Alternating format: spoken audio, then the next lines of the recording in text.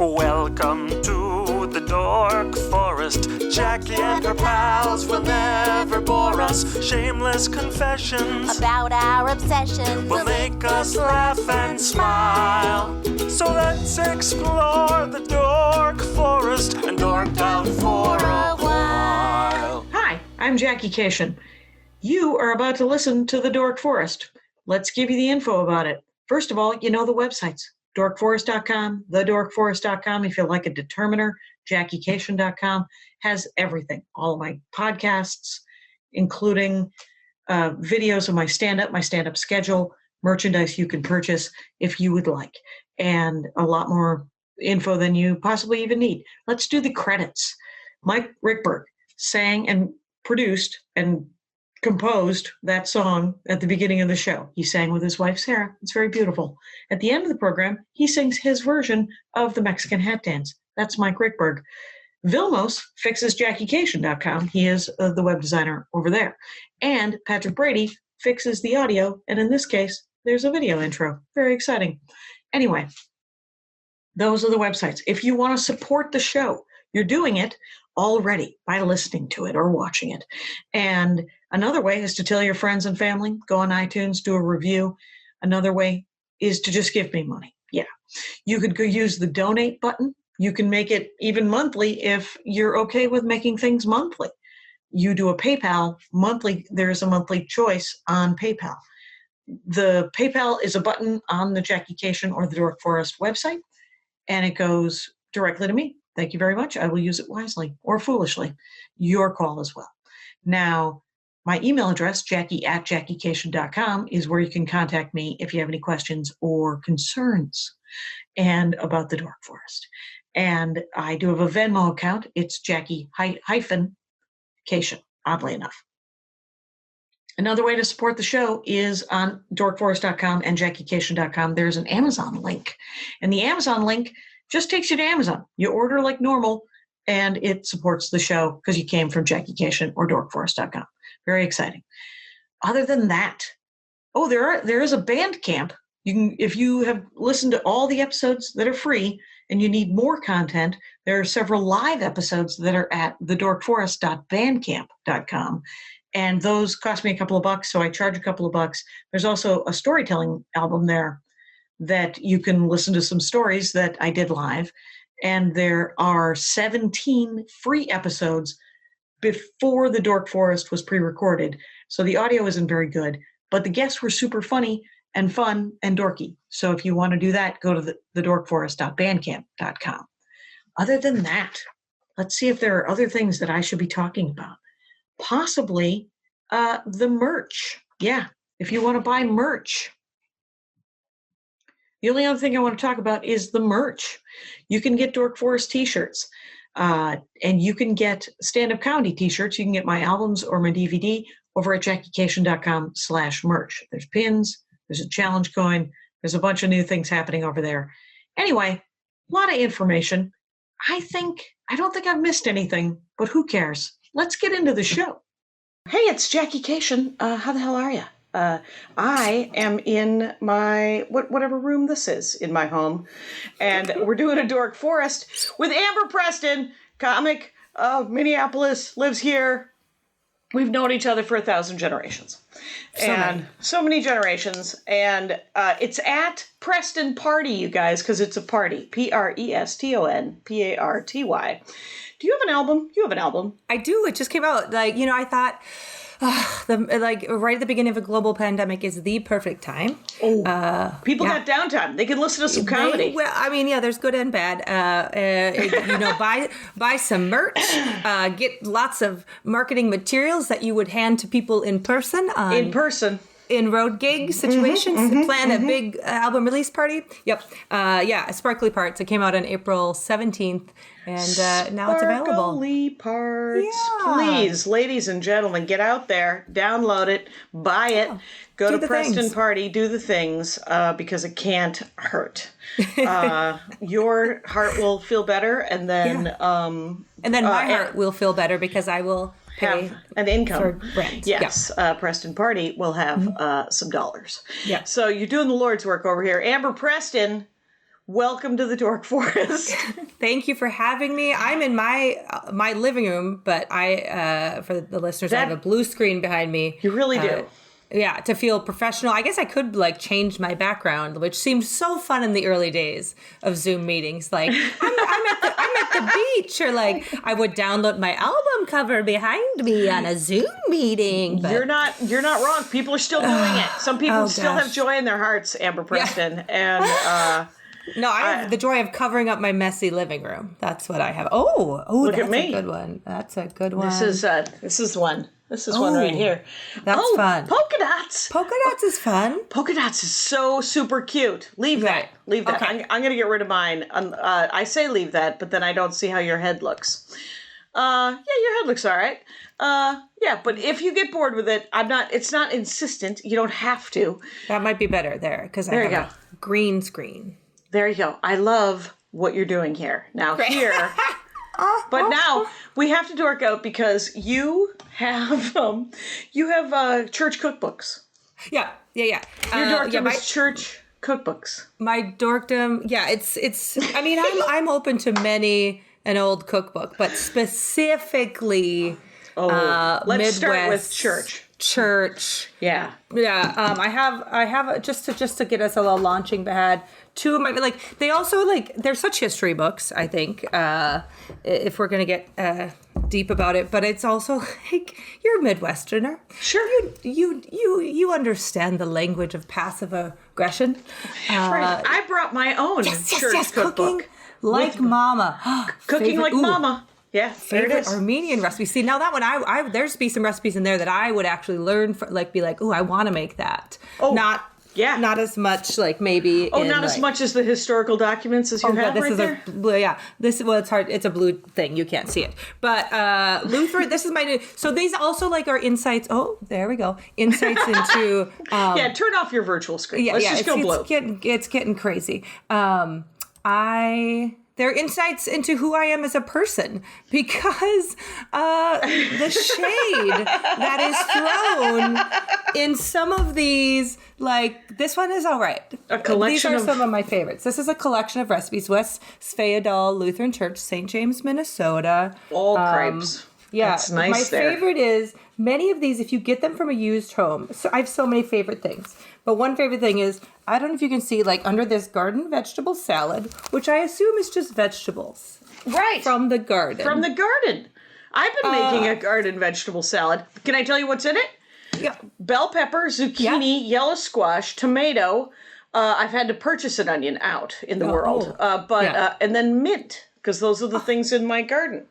She doesn't have mint in here, Mrs. James Anderson. We don't get to know who she is, just Mrs. James Anderson. But somebody made this and checkmarked it. So sometimes there'll be notes inside if you find a used one, or a little, just a little too salty, or very little note, little note from grandma. So if I find one out at a garage sale or something, if it's just a regular old church, I might just make sure there's some handwritten notes, because I have plenty of these. Oh, never tell salad. Never tell salad. What is that? Eunice Jurgens. Eunice. Eunice, yeah, that'd be Eunice. That'd be Eunice. I got so excited about never tell salad. You really did. Never. Okay, I have so many questions. First question.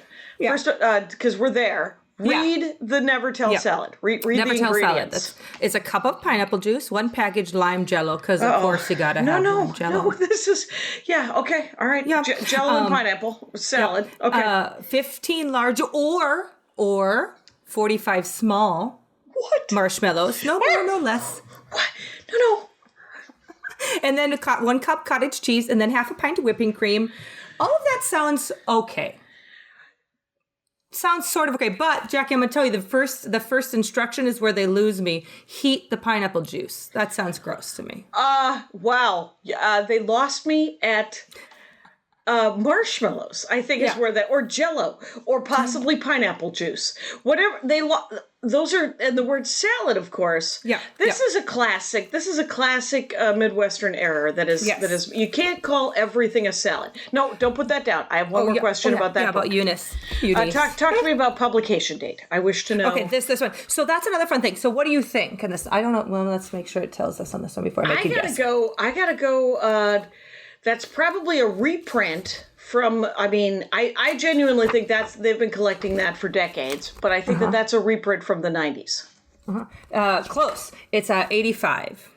Oh God. 1985. Yeah. Okay. It's a bit older, but you're on the right track. This might have been the original printing of that terrible advice. Okay, interesting. You can sometimes tell by the table of contents, like this one, oldies but goodies. So it's it's not the oldest one because they're referencing oldies but goodies, salads, and then they also have salads and dressings linked together. So this is a little bit more modern because it's not just like all salads, which is going to be sugary and savory. They're like, we know. We know now that salads are actually, they involve vegetables and no Jell-O. Right, and it also has a this and that section, which is very important. What is in this and that? This and that. It's often like cleaning ingredient, like basically like vinegar and water. Like here's Judy Jorgensen's cleaning solution, and it's like vinegar and a dash of lemon.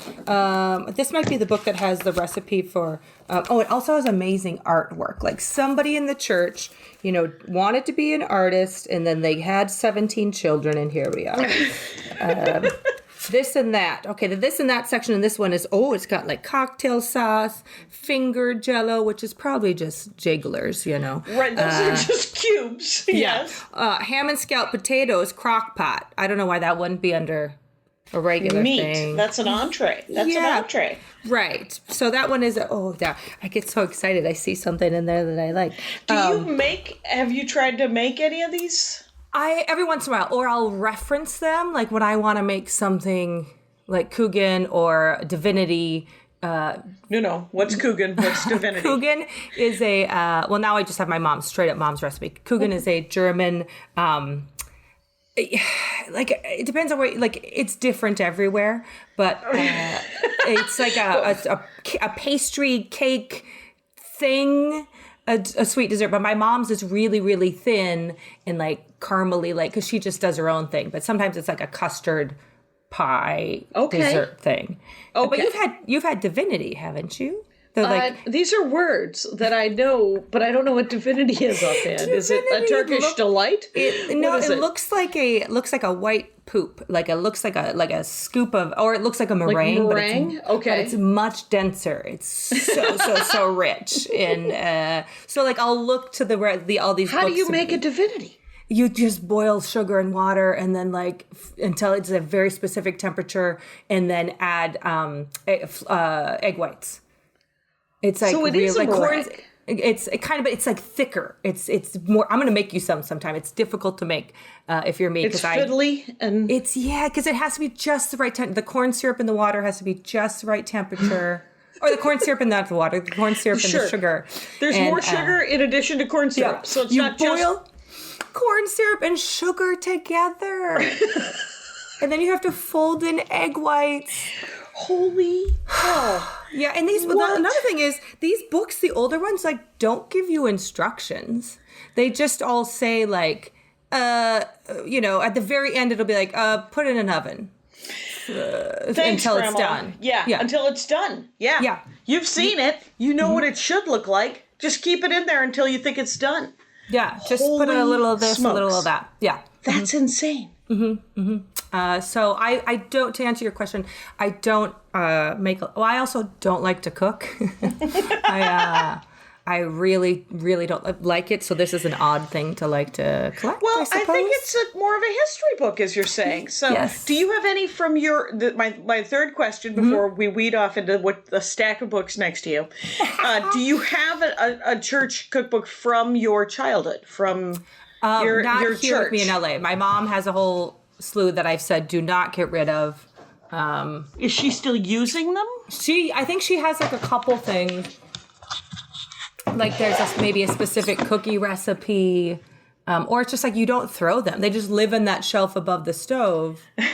And, like, you're not going to put anything else up there, so you might as well keep them. Right, and so, she's got, except for that when you cook, then everything just kind of, they get greasy and gross. Right, yeah. Like, it's got, like, just gross stuff on it. Yeah. She does, my childhood church, my Catholic church growing up was St. Benedict's Church right outside in Horace, North Dakota. Thank you. And there's a recipe in there that has it's a straight up racist. Oh, no. Yeah. And which is interesting because North Dakota couldn't be whiter. Oh, couldn't be less diverse. Is it some? Do you remember Jim Wooster's joke about the? He's from South Dakota, and he said racism in South Dakota is so weird because there's only white people. You could be racist against the Native Americans, except for that you have to be committed to really, because they're not. Right. Doing anything. There's that is anyway. He had a couple of punchlines. Anyway, it's definitely like that. We were very Catholic, so it's like, those Lutherans, like that was definitely like an us and them vibe. That's because you guys are the Antichrist. I don't know if you know this, the Papists. No, I hadn't heard about that. I was too busy not reading my Bible and judging people in church. Having it read to you. Go ahead. Yes. So there was like a full-on racist... Full-on... Because there's always also an ethnic section in these books. Wow, is there? Is there an ethnic section in the one in front of you? Let me check it. I say that always and then watch this one won't. Because I will say that Cooking Like Mama, the Armenian, the ethnic section is actually Wisconsin. Like the rest of it's full-on Armenian, and then the ethnic section is Whitey Magoo's from Wisconsin. It's a Polish-German thing. Yeah. Oh, gosh. Of course these ones. Hey, babe. Will you help me for a second? I'm going to call for reinforcements. I didn't grab this one on. This is like phone a friend. Right? Yeah. It has an ethnic section, and it's always like the same 4 recipes. It's like 17 different versions of tacos. Would you grab the Portland, North Dakota cookbook? I forget what the name of the church is, but it's from Portland, North Dakota. I know which one I want. It's too much. My childhood cookbook, I remember seeing that in high school and being mortified, and I'd forgot, blocked it out, trauma, blocked it out. And now since I've, started accruing more of these and sharing my love of these cookbooks, relatives will send me snapshots and pictures from other cookbooks and things they find. And my aunt was like, do you remember this from St. Ben's cookbook? This thing? And my goodness. So, sometimes it's like, making friends. That's history. That's, history fraught with racism. I imagine it would be just some sort of like a Mexican, like a taco recipe, some sort of Southern thing that was implying that Black people only ate these 2 things. Not as much of that. It's a lot of just some Asian. The Chinese thing that a Chinese person has never. I don't know which one it is. He's brought me everything. Oh, God. You've done vital work. Take the whole stack. Let him live his life. You're good. He's going to play video games. It's fine. What game is he playing? What game are you playing right now, babe? Actually, I was just watching a Nintendo Direct. They're coming out with some Mario collections. Nintendo Direct is coming out with some Mario collections. No, well, Nintendo is coming out. Nintendo is. You're right. Nintendo Sure, Direct of course. Of course. Do you guys have a Switch? We do. Oh, go. Yeah. But of course, because you're Animal Crossing. Yeah. Amber Preston worked my Animal Crossing person in the Animal Crossing stand-up show that I did with Jenny Yang. Yeah, that was you really were my fun. puppeteer. Yes. So I am talking to Amber Preston, by the way. Let me just talk about it's Preston Party on Instagram and Twitter, and the album is called Sparkly Parts. Yeah, and she is thumbing through a cookbook. Well, right now I'm thumbing through a kitchen bouquet. From Grace Gourmet. Sure. A bouquet from a gourmet? Good for This her. is a combined Women's Missionary Fellowship of Grace Community Church. That is a lot of words from where this is from. That one is not the one I want. So I do make some of them sometimes. So I've started because I talk so much about them to people that I've started to make every once in a while. Like I'm tiptoeing in to like I made a Jell-O cottage cheese celery. Like that situation, but I didn't put pimentos in it because you are a mad woman. Yeah. So if you're going to have a cottage cheese Jell-O dessert, that's plenty. Yeah. It doesn't need pimentos for a touch of salt. It's like people who salt their watermelon. It's something. Andy's entire family is from Mississippi. Yeah. And they do weird things like salt watermelon. Because a little salty, a little sweet. Yeah. It's okay. It's all right. Grandpa used to do that. Well, don't you ever get the fruit like here and you put the chili in the lime juice? That's got a bit of saltiness to it. Yeah, that's, I've had that with, but I got that from a cart from an older Mexican gentleman. Yeah. And I said, what am I supposed to do? And he said, you're supposed to do whatever you want with it. You just gave me $4. And I was like, no, but what would be the traditional thing? And he looked at me, he's like, well, you'd put the chili on it. Yeah. And I was like, oh, okay. And then I did that, and it was good for a while, and then it got super hot. Yeah. And I stopped doing it. And then I ate just regular watermelon, because there was a lot of it for $4. Yeah. And then I went back to the chili. It's a great story, Amber. Let me tell it again. What I did, I was at the corner of Eagle Rock. You don't have any tahini in your cabinet right now for your own watermelon? Not for my own uses, though we do have watermelon coming in the garden. Wait, pause. Like you've got yourself a giant Victory COVID garden. We got a Victory garden. We've been at war for 25 years, so I've had a Victory garden for at least 15 years. Have you really? You've been gardening this whole time? This whole time I've been gardening. This year's a particularly good one because I'm home and I can actually look at it and fiddle and diddle and then put some nutrients back in. And it's been... do you compost? Do you put your banana peels in the garden? Sure, we do some... Well, what I do is we used to compost, and then... And our composting, you're supposed to turn it over, and you're supposed to water it. You're supposed to do a lot of things to it. What we have is what's called a midden, and it's just a pile of garbage. And what I do is I bury it. Essentially, when it gets too much, I just bury it in the garden. And then I plant things in a different part of the backyard, not that part, while it disintegrates over a year. And then I plant there the next year. Wow. Do you get to plant, do you garden all year long? You can. There are things that I do grow, like herbs and stuff you can grow all year long. And I also do collard and Swiss chard. All year long. So, I had no idea. Because it just grows. Yeah. Here's the thing about the earth: incredibly forgiving. Right. Angry now, would really like us to really fuck off. Right. I am sympathetic, but I can't be supportive because I'm still living here. Yeah. We kind of need this a little bit. We're so sorry. Yeah. Just to the earth. Very, very, very sorry. Gosh. But we will continue to live here. Mm. Yeah. I mean, I don't have an option. And if there is an option that's available to us, I won't be able to afford it. So exactly. But here, Amber Preston, here's my next question about vintage cookbooks. Are there sometimes stories in them about the Oh, yes. That's what I want to hear. I want to hear the mama stories. Tell me about the people. There's often, if it's a church cookbook, for sure, go back. Well, where's that church one? Are they stories about the baby Jesus, or are they stories? No, they often have this one's the collector's cookbook. This one's a bit fancier. This is the Friends of the Minneapolis Institute of Arts. So sometimes I'll just get them if they are a connection to Minnesota or North Dakota or something. But let's get back to a church one, because they're not like here's baby Jesus and wasn't he great. They're more like, this is how you as the woman of the house must maintain your home with love and Jesus. Right. Look at this pretty one. This is let's take potluck. Isn't that beautiful? That is beautiful. And I hate potluck. I'm not a fan of it. What This one's 1965.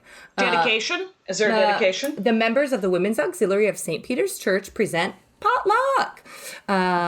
And this is the, then there's a history of the St. Peter's Church grant at Elm, Winnipeg, Manitoba. We have a lovely history. And Very then this beautiful. one's, and then the history of the church continues. And then they often start with a kitchen prayer. And they're either super religious or kind of kitschy, like, Or this funny. one's like, or right, they think it's hilarious. Right, Yeah. like lords of all pots and pans and things, since I've no time to be a saint by doing lovely things. Like, you get it. Like, it's, you know. No, it's like, read it. Read it.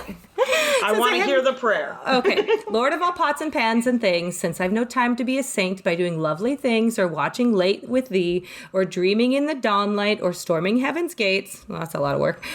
Make me a saint by getting meals and washing up the place. Okay, so you can either like storm heaven's gates. Right. Or you can do dishes. You can do dishes. Yeah. Wow. Okay. And then, although I must have Martha's hands, I have a merry mind, and when I blacken the boots and shoes, thy sandals, Lord, I find. I think of how they trod the earth, what time I scrubbed the floor. Accept this meditation, Lord, I haven't time for more. That's the second of 3 verses. So long, oh my this God. one. That's a long one. That's, you get So that seems plenty. Yeah, like the beginning of this Hagop, and yes, that's right. It's the Saint Hagop Armenian Apostolic Church. Is that where you went when you were a young person? No. This is actually the South Milwaukee Armenian cookbook. Not as good. Not as good. I won't tell. Everyone was like, literally, old women were like, "You got to get the Armenian Church in Racine's cookbook. That's the one you got to get." Because if that's the one that has the right recipes. Right. Interesting. Oh, the shade. Who knew? Right. Yeah. Super shady and super and so shaming to the women, to my grandmother who went to the South Milwaukee and my great aunt who goes to the Glendale Armenian Church. Oh, God. But this one says, Lord, guide the work we do with our hands and make the work of our hands succeed. Oh, see, that's a good one. There's That's also succinct. A lot of recipes in the collection of recipes, that one we looked at earlier. The first one is a favorite recipe. Take a cup of kindness, mix it well with love, and a lot of patience and faith in God above. Sprinkle generously with joy and thanks and cheer, and you'll have lots of angel food to feast on all year. Ooh, and then there's an angel food recipe. I don't know. That's just like at the beginning, the little prayers at the beginning. Oh, sure. But they do sneak in sometimes, like how the recipe for a happy home, and it's like a cup of faith, a cup of joy, and a pile of food. Right. And so, okay, and then what happens is so this thing has it'll have the recipe, but get this, they'll do like a page. History on the person who wrote the recipe? Yep. Oh, that's a treasure. That book is... Right, this is Saranush Bogosian, and then her maiden name in parentheses, just in case you knew her as an Akesian. Just in case. You might... Wait, is that Sarah Akesian? It's Sarah, it's Sarah Akesian. Oh, okay, good. And Saranush, which is so funny, because we don't know if she was called Sarah, or if she was... And Nush in Armenian means sweet. Oh. So she was Sweet Sarah Akesian. Sarah. Oh. That's what they named her. Is it a picture of her as a young woman, an old woman? What do you got there? Oh no, none of these old ladies had any pictures because they were all born in the 1800s. Okay. She was born in 1907 in Çomaklu, and her parents were Parseg and Filiani Akesian. You know. Yeah. At the age of 8, she and her family experienced the hardships of the Turkish massacres in 1915. Oh. Just to bring it down a touch when you're making your... Yeah. Because 100 years later, she taught us how to make spaghetti. Oh my God. Spaghetti. In your cookbook, your mom's cooking, is there in the Midwest church cookbooks, there's often multiple pages of just bars, like lemon bars, pecan bars, caramel. Is there an equivalent to that in the Armenian? Let's see. There's blessedly, and here's the weird thing. They don't have it separated in the context. They don't tell you what they don't have it separated. They have it separated by the name of the person, so that you can look up the old lady. So you got to be like, okay, Sweet Sarah Oh, sweets. I bet she brought a lot of good sweets. We should Right, you look remember her the Agbalalians or whatever the fuck. But you can, I mean, here's the good news. Can you look in the back? Does the back have have an index? Yeah, that's the word I couldn't think of. Let's see. That's okay. They do have them separate. They have them into like side dishes and salads. Okay, sure. So they do have it separated into something like that. But you don't. You have to be like, will we eat that as a main dish? Right. Are you sure it's a side dish? Yeah, and I don't ever remember my mom flipping to the table of contents and going, well, let me find those cookies. Like you kind of just always flipped through it.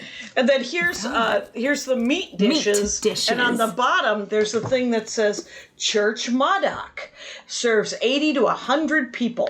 Oh, yes.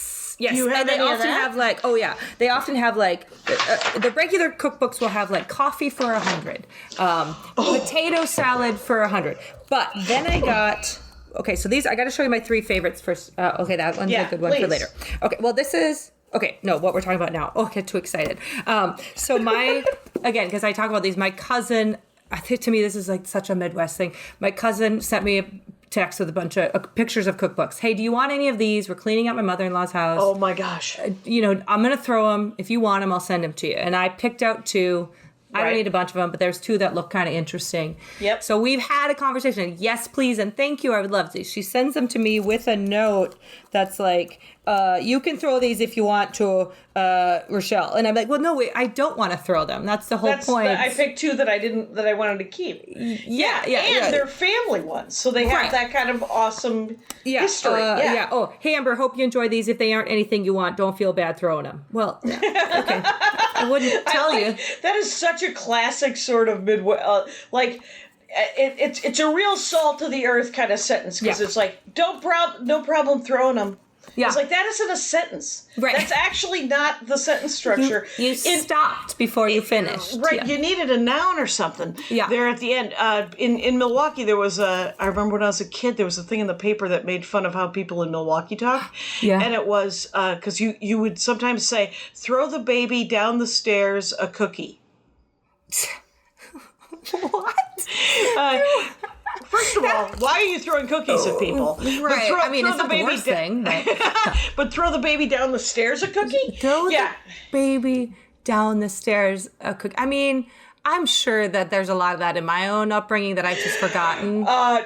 You will be saying them as we talk. So, what are the recipes you like to make? You said, or the favorite ones. So the 2 favorite books. Oh, my mom often said, "You got to imagine it's your shoe on the foot." That's one. I was like if you imagine you're walking in someone else's shoes. Your shoe on the foot? You got to imagine it's your shoe on the foot. Oh, interesting. Wouldn't it be your foot in the shoe? Exactly. There you go. She's a lovely lady. Okay. She's a wonderful woman who makes lovely kuchen. Not like you're going to find. Anyway, you get it. So my 2 favorites from my cousin Rochelle, and they're written by the same people, Janet Martin and Alan Todnam. And I have to tell. Okay, so this is church basement, Lutheran church basement women, lutefisk, lefse, lunch, and jello. And the cover is just all illustrate old grumpy old ladies. Just fine. Take my picture. There couldn't be more of them. And then cream and bread, same couple, and there's just an angry toddler on the front.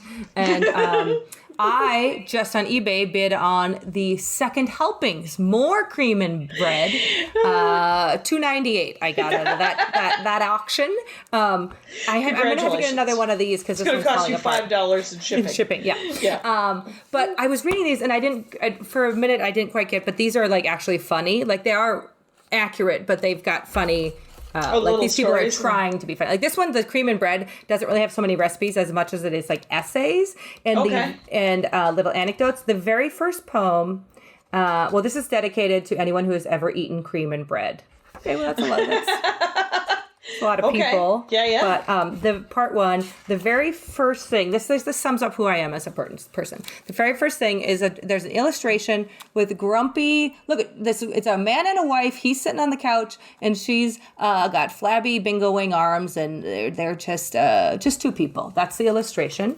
And then Do you aspire to this? Is that what you just want to stand behind him, arms folded, just looking infuriated? Yep, sort of. Okay. Just, is this over yet? The first poem is Chapter 1, The Diary of Lars Olsen, and the poem is, keep it to yourself, it isn't that bad. No one should know if you're happy or sad. Wow. There's a Lex Luthor. He was the founder of Lutheranism, right? I think so.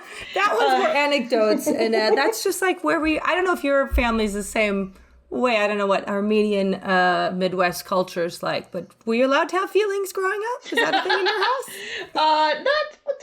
There was no reason not to, but there wasn't any reason to. We weren't encouraged. They were like, it wasn't going to help. Right. So why bother? Right. That seems fair. Did you have? Did you have what? You gonna have a temper tantrum? Oh yeah. Is there a purpose for that? Right. What are you crying about? What's that gonna do for you? That's not gonna do anything. Oh yeah. You're like, oh, all right. I guess. Well, if it's not gonna. You're you were kind of correct. right. Yeah. I don't know. Why don't you cry about it? Is another fun one. Like, well, my dead mother used to say, "You want something to cry about?" That was a classic from the early 70s. Yeah. And then there was hitting. Yeah, I'll give you a knuckle sandwich. I'll give you something to cry about. I never ate a knuckle sandwich, but I feel like those words were definitely said in my house. Probably with more love. Right. Yeah, it was like that. And then the other book Rochelle gave me is The Lutheran Church Basement Women. And this one does have recipes. And this one is, again, it's meant to be humorous, but it's more like a history of these women. And there's a whole section, did I put a Post-it note on it? On types of Lutheran church basement women, Lutheran ladies' aid etiquette, where is it? This is my favorite. This is Lutheran ladies' aid etiquette. If someone gives you a compliment on the food you prepared, a proper response would be, "It wasn't much then." Keep it humble and nobody will think you are a show-off. So that's good. Oh yeah, God. potato salad for 100. Yep. Oh wait, yeah. Please read that recipe. Boil up. Okay. Oh, I get it. Boil up 32 pounds of potatoes. I thought it was Excellent. up to. Just boil up 32 pounds of potatoes. Chill. 32 pounds. Chill. Okay. Yeah. Add 4 bunches of celery, 4 dozen hard-boiled eggs. Wow. 8 green peppers, pickles. Doesn't tell you how many pickles, salad dressing, salt and pepper to taste. Recipe can be doubled for big crowds. This is already for 100. Okay, can I tell you that I have for the church Modoc, this is a meat recipe, 35 to 40 pounds of beef chuck roast, or a more tender cut of beef stew. Cut into 1-inch cubes, 40 pounds. Cut those into 1-inch cubes, salt, red and black pepper, paprika, a pound of butter. Just 1 pound of butter for 40 pounds. That's not bad. That's actually not like that you bad. could do a little more, yeah. Yeah, 20 to 22 pounds of onions. Peeled and cut into large chunks, 6 or 7 cans of tomato paste, 12 ounces each. And then beef bouillon for flavor. Yeah, I love that. Like some of those things, like a little too much. Like how much paprika? How much bouillon? You just gotta keep tasting We don't have it. We don't know how much salt, pepper, or paprika to put in. That is true. What kind of scales do they have in their kitchens? They just have these like you're just weighing out. Oh, you will enjoy this sentence. Wash and drain the meat in a colander. Misspelled. Divide into 3 large pans. We use the dark blue enamel pans at church. Oh yeah. Yeah, I know exactly which pans you're talking about. My mom only uses it for noodles at home, and you better not use it for anything else. Do not add water. The meat will give off its own liquid. Cover and cook, stirring every once in a while with a wooden spoon. Once in a while. Until the meat looks and feels like it's almost cooked. Add salt and peppers and a general sprinkle of paprika. Yeah. There's no sprinkling with 40 pounds of meat. You have to handful some serious paprika. I And then it's almost done. Like, you guys, is almost done. Divide the butter and onions evenly into the 3 pans. Stir, cover, and cook until the onions are almost soft. Oh, I get it, because you don't have a pan big enough for the 35. Yeah, sure. When reheating the madak on top of the stove, don't use a high flame. Take care that it doesn't burn on the bottom. Stir often. Again, adjust salt and pepper and add a little hot water if the sauce has gotten too thick. Oh. Serve with bulgur pilaf, Armenian tossed salad, and bread. Oh. Yeah, you don't want to serve it with rice pilaf. What are you, some kind of animal? All right. What's an Armenian pilaf? An Armenian salad? An Armenian's... an Armenian, Wisconsin Armenian, it says bulgur pilaf. Bulgur. Okay. Yeah, bulgur, you're just using bulgur instead of rice. Right. An Armenian tossed salad is iceberg lettuce. Oh, yes. Hello. Yes. And wishbone Italian dressing. Oh. With some, I don't know, is some there a winter tomatoes? Maybe? Oh, no, okay. there's a winter tomato and some more onions. Oh, God. Just in case you wanted some more onions. Just a touch more. Oh, God. Hey, did you ever have walk-in tacos? No. What are walk-in tacos? Walk-in tacos, I do crave this every once in a while. Sure. You take a bag of corn chips. And either cut the top off or the long way, and that's your carrying case. And then so that's at the front of the line of food. And then you grab your bag of chips that's cut open, or some nice lady would hand them to you. And then you go to the next station, which is a crock pot of taco meat, and then you put in a scoop of taco meat. Then you into the bag. That's how you walk with them. Is this a small, like a sort of individual bag? Yeah, a fun size bag. Fritos? They're like you Fritos could do a is what big you're one. talking about. Fritos, yep. Okay. And then, you could do Doritos if you want, but let's not get crazy. Don't go crazy. Yeah, you do Fritos. Yeah, what do you, show off? Did we learn nothing from the last one? And then a scoop of the meat, and then a scoop of iceberg lettuce, scoop of shredded Colby Jack, and then a scoop of sour cream, and maybe some tomatoes or salsa if you're fancy. Right. And then there might walk around. Yeah, and then you just walk around with a spoon or a fork and eat out of that. There's absolutely nothing wrong with that except for how weird it is. Yeah, but it sounds good, right? Yeah. No, that's you're just like, that would be, if I were still babysitting for children, that would be a thing that I would make for children because they would find it fun. Yeah. And also it's super edible. Yeah. And the cleanup's so easy, and then Judy brings the meat, someone else brings the lettuce, someone else has shredded. We don't let Barb bring the salsa because she makes it too spicy, not too spicy. Not too spicy. Back to the 100 pounds of things. The Lutheran Church Basement Women Cookbook also has a funeral and other dead spread section. Dead spread. Called dead spread. Dead spread. Well, that's what it's like. Did your church growing up, didn't the church ladies always have a specific lunch for after funerals? Yeah. Yeah. That's the dead spread. Oh my God. The words dead spread are the greatest words in the world. Yeah. Please read aloud. So let's see. We've got, there's funeral spreads. This is just general. Bologna filling, cheese spread. Hello. Not a lot of cheese in there. It's cooked eggs, pimento. Okay, how do you get a half a pound of grated American cheese? Have you ever met an American cheese that you could grate? That came in a block? No. Yeah. Only like sort of plastic individually wrapped. I remember trying to grate the giant thing of Velveeta growing up to make melty. Okay, funeral meat. A sandwich filling always used for lunches at funerals, used on buns or bread. 3 pounds. Yeah, 3 pounds. Mix it up. A lot of hard-boiled eggs. God, these women must have just spent their whole lives just peeling eggs. You'd think they'd have stronger arms. Wow. Where is it? Oh, okay, here we go. So this also has a breakdown of sandwich secrets. Secret? Yeah, use bread 1 day old. This is good. Use plenty of filling and spread to edge. Yeah, no shit, Barb.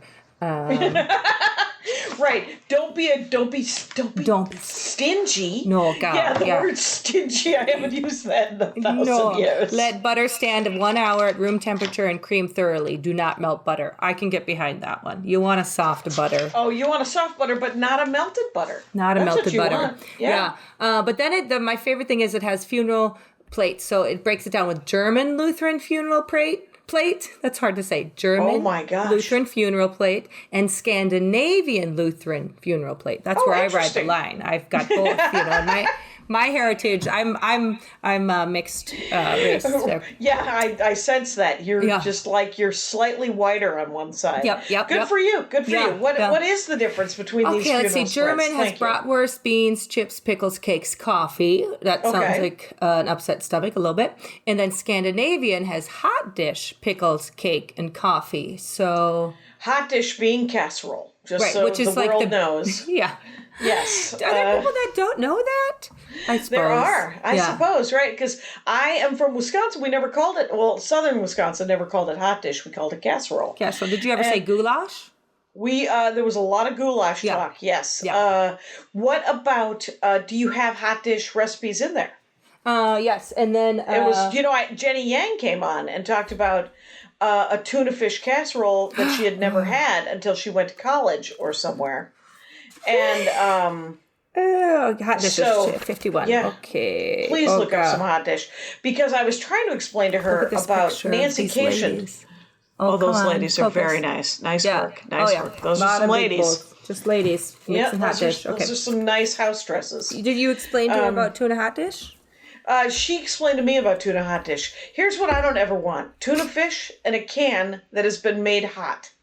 It's not for me. Mixed with egg noodles and peas and chips on top? Yeah. That was one of the first, beginning of COVID. The last show I did was March 12th or 11th in Chicago. Right. And then I was going to do Laugh Fest in Michigan that weekend. And I was hanging out with my sister in Chicago. And then the shows were Friday, Saturday. And Thursday morning, they were like, I think we got to call it. Okay, so I came home and we were like, oh God, I guess we got to buy all the groceries. What is happening? The world is ending. So we bought all these egg noodles and tuna and all these things that keep forever. And I made the biggest tuna casserole, hot dish goulash. How do you do it? How do you comfort food? I mean, you'll get yourself some egg noodles, some tuna, some cream of mushroom soup, some peas. Okay, so it's like a quiche, right? Where you make the noodles and then you add the rest. You cook and then you put it together and then you bake it, right? Right. And then you put crumple potato chips. Potato chips. I like the wavy ones on top, but do you? Just for texture? Is that for texture? Yeah, sure. they were a bit. Did you put that on your Instagram, which is at Preston Party? No, I should have. But it's like you scooping it out. It's like you got to engage your core because it's just dense and makes that awful, gross noise but it's good. A sucking noise. Yes, you should.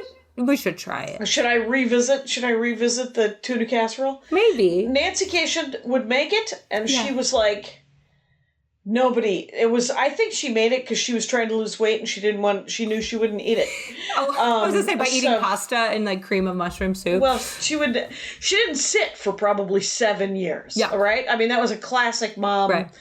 And we had 6 chairs. Yeah. And then she would always sit on the stool for some reason. And you're like, what are you doing? Because she always forgets something. Oh, I got to go grab... You need more of this? Oh, you need more of that? Yeah. Let me make sure everybody has enough cherry Kool-Aid in their glass during dinner. Yes. More of the wishbone dress. Anybody need some French dressing, which is watered down ketchup? I don't know. Right, and then, of course, a dessert was always a 5-pound thing of ice cream. That was the only dessert she would Did you often have dessert growing up? I think we had dessert on weekends, like Saturday, the big weekend dinner. And then for your birthday, she would make you could have any cake you wanted, and she would make a cake. And was she good at, she could make whatever you wanted? She could make whatever you wanted, and it was mixed reviews as far as how good it was. My brother Phil, whose birthday was the July 4th, and we didn't have air conditioning in Milwaukee, of course. Yeah. And but he always wanted a strawberry whipped cream cake, and it was delicious, and it was always a mess. It always melted, and it didn't matter. I, who didn't have any toys, would always want a store-bought cake with toys on top. Yeah. So that I could have toys. Oh, I like your angle. Yeah, that was my angle. And I was like, because the cake was always disgusting. Oh, yeah. It was always grocery store sheet cake with a frosting that's basically plastic. It was just a plastic cake, and I was like, yeah, but give me those rockets. Yeah. Those rockets. One time I had cowboys and Indians, one time I had rockets. It was a cry for help is what it was. Yeah. But do you have a hot dish recipe in there that you can read for the Rangers? Canned chicken rice. Let me find a good one. Oh, this one. This might be where I should get my hot dish recipe. This is a book called Casserole Magic. And it's 300 recipes for the best one-dish meals. And this one is very delicate. This one is published in 1953. Oh, that is. So it's maybe not like the most Midwesty. Oh, okay. But here's one. It's maybe not a hot dish, but it is from the Casserole Magic book. Oh, they're both good. Okay. This one is called... I don't think you're going to want to try it. But we have time, by the way. You can read both. Okay, this one is called Hot Fish Mousse. And, I don't know. Mousse. Is a pound of fresh salmon or halibut, a half cup soft breadcrumbs, a cup of milk, a half a cup of heavy cream. I'm on board so far. 6 egg whites, stiffly beaten, 2 cups. Oh, then there's a lobster sauce, 2 cups rich cream sauce. Well, how do you make the cream sauce? 6 egg yolks. And a pound of cooked lobster or crab meat. This is an exceptionally delicate fish dish. This is fish and lobster.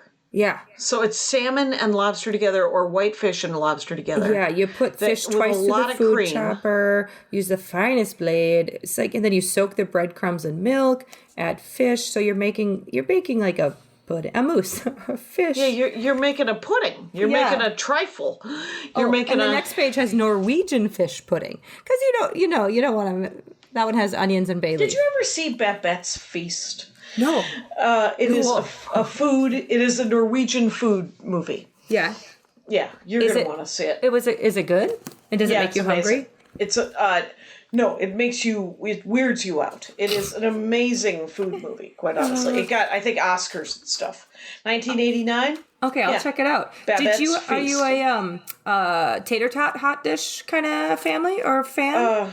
No, but let's read it. Let's hear it. Oh, I gotta find it. Because the thing is it's easy enough. You take a bag of tater tots, and then you put a bunch of, like, peas and onions. I will not have you mocking the art of hot dish and goulash. It's true. This is a safe space. This is a very safe space. Yes. Do you like lima beans?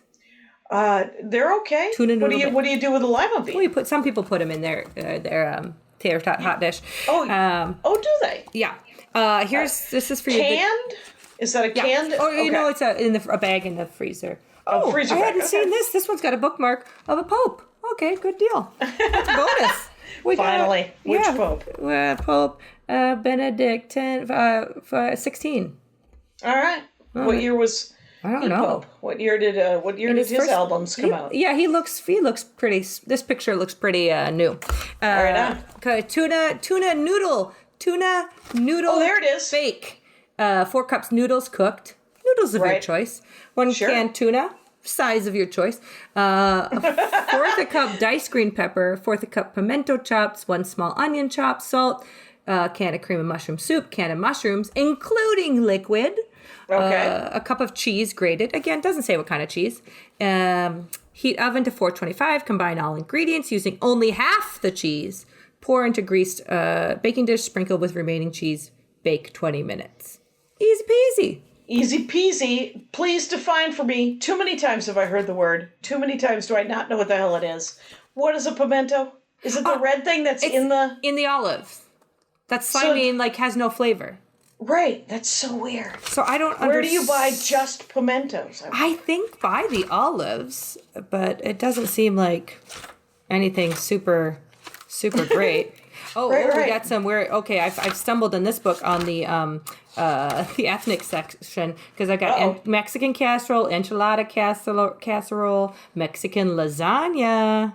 Mexican lasagna sounds good, actually. Yeah, that's just ground beef, onion, green chilies, black olive, sour cream. It's taco lasagna, essentially, right? But there's cottage cheese, and I don't know how I feel about that. They've gone north. Yeah. They've gone to Canada instead of... Yeah. 1 apiece meatloaves. I don't know what that means. Oriental meatballs. Oh, great. Is it also a rug? Beef brisket. Oh, quick beef goulash. Here's one for you. Quick beef goulash. 1.5 pounds chuck cubed. Package onion soup mix. Tomato paste, water, brown chuck in Dutch oven. Stir in soup mix. Add tomato paste and water. Simmer hour and a half. Serve over noodles. Okay, that doesn't sound too bad.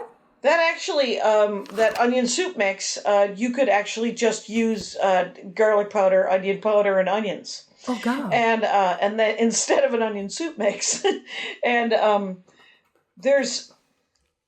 So what's the meatball situation? Meatball and they're all just like meat variations of meat with like sometimes it'll be like put some chow mein noodles on top and that's makes it that Asian. Or put chilies in it and that makes it Spanish. Yeah, that's how that one goes.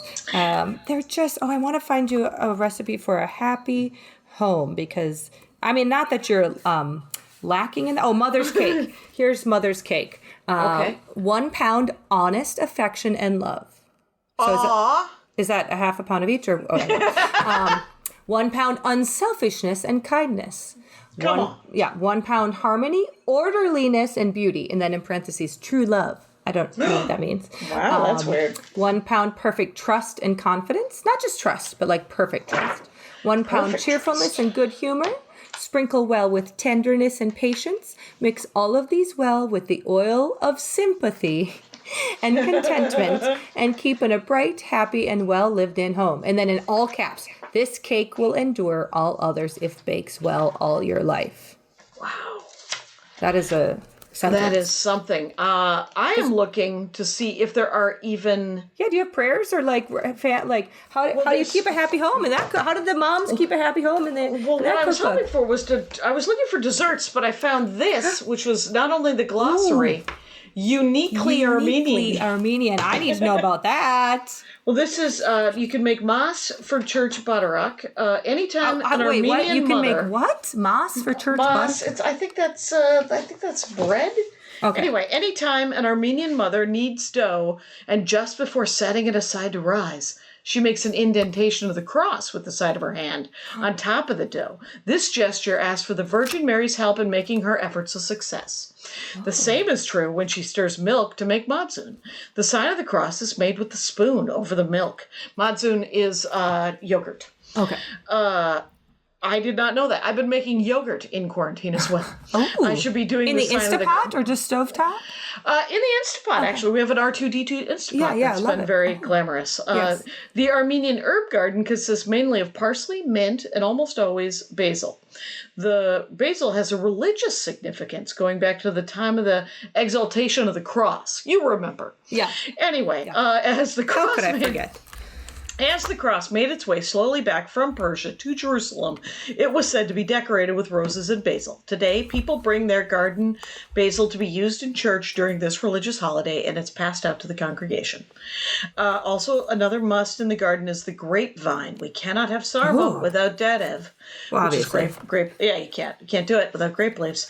You can't wrap anything in a grape leaf if you don't have grape leaves. Anyway, so I get that, but I'm not finding. There's blessed bread used only for church butterrock, and that is called mas. There you go. Anyway. Oh, gosh. Oh, here's in the Lutheran Church Basement Women, chili con carne.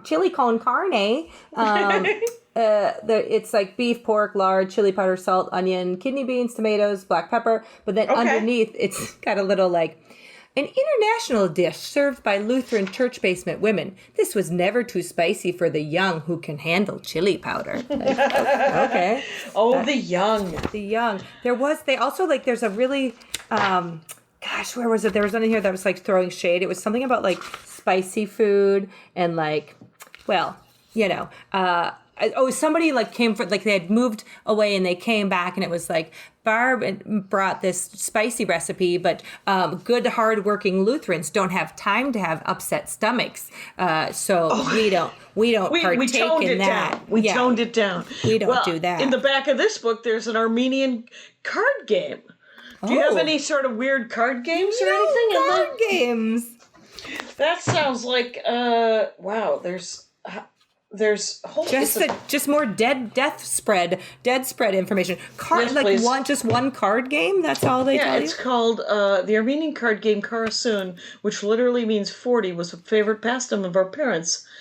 It's groups of 4 to 6. Company because the company came to the house to visit. Women and men played it. Oh, come on!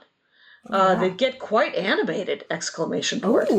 Point. Good-natured teasing and laughter while the table is set with food and coffee. Oh. In the 40s, 50s, and 60s, the men loved to congregate after working on Saturdays at the clubhouse and play Karasun as well as backgammon. The losers always treated the winners to coffee and a Hershey bar. Oh, gosh. Not even kidding. That sounds great. I could go for coffee and a Hershey bar. I've got, I like that now this is just like, I see your card game and raise you hot dish for 100. Please. Boy, that seems like a very broad term. Okay. How do you do that? Only 1/4 cup shortening, 3 quarts of tomatoes, 3 cans of green beans, 3 number 2 cans corn. I don't know what a number 2 can. So cans of corn, green beans, and tomatoes. And then 5 pounds of ground beef. Okay. And then 50 average size potatoes. Okay. Oh, that's filling out some. Yeah. 5 pounds macaroni, 3 bunches of celery, and then 3 medium onions. Didn't we have onions already? No onions. Just 3 onions. Just 30 medium onions. 30 onions. Heaven forbid. And then underneath, carrots can be maybe added if desired, or if you have to stretch it. Hey, Richie Rich. Yeah, and then it says, this is a good standby for funerals, too, especially funerals of members who are in good standing and well-liked by most. Because it's a lot of food. Those potatoes are really going to make that stretch out. Yeah. Oh, here's one. Nut Devil's food. If you're on a committee for the festival, you won't have enough time to make this. Don't even bother. I like the little If you're on a committee, you won't have time. You won't have time. It's not going to. It's going to add be paprika hard. to fancy it up a bit. Okay, that's. Okay. All right. God. Oh, what about? How do you feel about sweet and savory mixed together, like ham, pineapple, and sweet potato? You know what I mean? Like Andy likes it. Not much of a fan, but let's hear it. I want to hear. You ham, pineapple, and sweet potato. Oh, this is for harvest festivals. Foods placed as usually remembered. What is this sentence? Foods placed as usually remembered on table. What does that mean? There is, again, just throw it, if you need to be throwing it out, or throwing it. If you need, throw the baby down the stairs and hit it with a cookie. Half an inch, no, one inch sliced ham, 1 number 2 can sliced pineapple, 3 sweet potatoes, cloves, mustard, brown sugar. I don't understand this. Is ham, it a brown hot dish? Sugar. What do you do with it? Place ham in pan, sprinkle with cloves, mustard, brown sugar, cover with slices of pineapple, cut sweet potatoes lengthwise, which have been cooked and peeled. You see, now why wouldn't you say cook and peel sweet potatoes? And then, because you got to throw that cookie to the baby that's downstairs. Right. Okay. Dip in fat and place around ham. Well, there's a sentence I can get behind. Cover with pineapple juice. In the fat, and then cover it all with pineapple juice. And then bake. That just seems like a lot of flavors happening, and it seems a little busy. Yeah, it seems a little acidic. It's going to give me just a little heartburn. A little heartburn. Lutefisk suppers. I like that they also if there's lutefisk, it's a lutefisk supper. Like it doesn't. Yeah, it is. You don't need a whole section. Tell the people we're almost at an hour here. Yep. Please describe a lutefisk. How do you make lutefisk in this thing? I don't know how you make it, but it tastes. It looks like egg whites with chunks, and it tastes.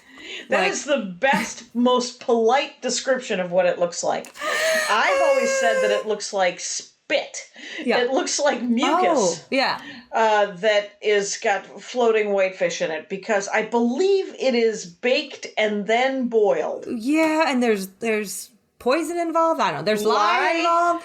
That is poison. Yeah, I think, I don't know, maybe just like was the one thing that survived winters in Scandinavia and Right. It was very traveling. cold, and you just you had to eat something, and there's plenty of fish available. Oh, I think I found the winner here of the church basement lutefisk feeds. Oh, like Yes. lutefisk feeds. That's the event, not just like it feeds someone. If there were ever justification for second helpings, it was at the annual church basement lutefisk feeds. I don't know about that. Ooh, let's hear it. Lutefisk dinner for $1,200. Whoa. This is, how many pounds of lutefisk do you think you need? Lutefisk. For 1,200? Yeah. That's got to be 120 pounds? 600 pounds Of fish. That's like, you could die. You could drown in that. 400 pounds of meatballs. Wow. 116 pounds of butter. Hello. 600 pounds of potatoes. 276 cans of corn. How did they figure this out? You know, what's interesting is, okay, I'm just going to make it for a family of 4. What's the math on that? How do I have to do that? Let me see. How many gallons? I need 40 gallons of cold slaw for $1,200. We're having Barb and Tim over for dinner. Maybe I'll just get 1 head of cabbage. Yeah, that's it. 60 dozen buns, 3,500 cups of coffee. I hope they've got extra porta potties. Between 5,000 and 6,000 Scandinavian cookies, such as krumkaka, spritz, etc. Var so good.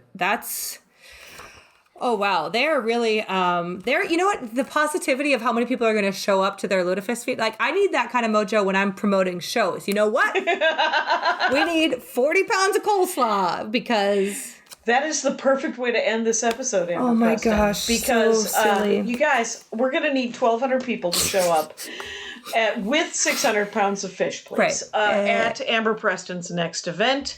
This will go up the first week of October. Do you have anything to plug that first week of October? I don't know anything. No, just What's follow happening. at Just Preston. follow. I'm sure there'll be a Comedy Crossing, the Animal Crossing game coming up, but just follow me on all the social medias. There you go. Sparkly Parts. Buy it. Listen to it. Get her some Sound Exchange cash at Preston Party, ladies and gentlemen.